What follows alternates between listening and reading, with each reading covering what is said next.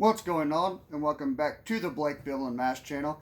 And today we are finally back with another Kane mask unboxing. Now, if you guys are new here and this is the first time you've stumbled across my channel, Kane is my all-time favorite wrestler and has been ever since, for basically as long as I can remember. I've just absolutely loved Kane's character. Now, this particular Kane mask we will be unboxing today is a SummerSlam 2001 mask. Now, this particular mask is famous for Kane having a match with The Undertaker at SummerSlam 2001 because they were starting to renew the Undertaker and Kane rivalry.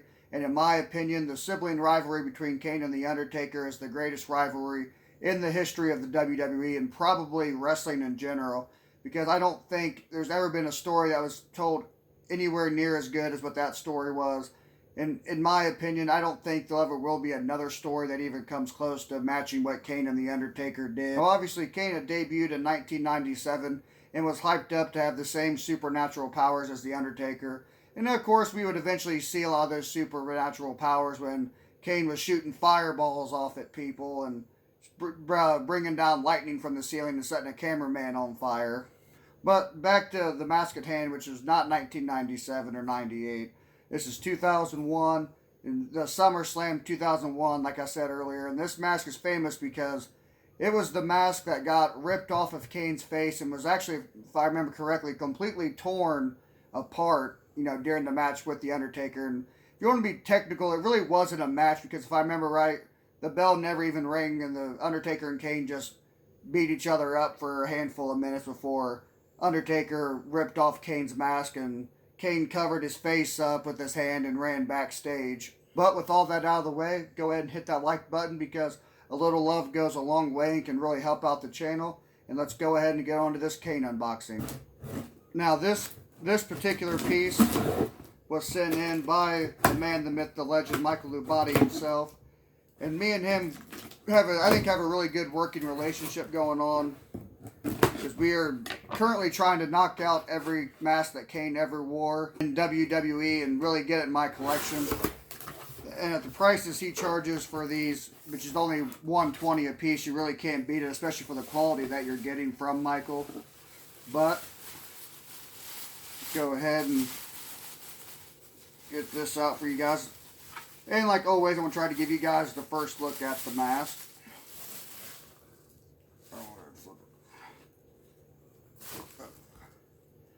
I can tell by the viewfinder that Michael once again did an amazing job on this piece. And this is literally my first time seeing this piece because I literally didn't get any progress shots from Michael while this was being done. Of course, I didn't really ask for him either, but this was just a really cool concept idea for us to do because there was really only... Well, I actually lied. This is a SummerSlam 2000, not 2001.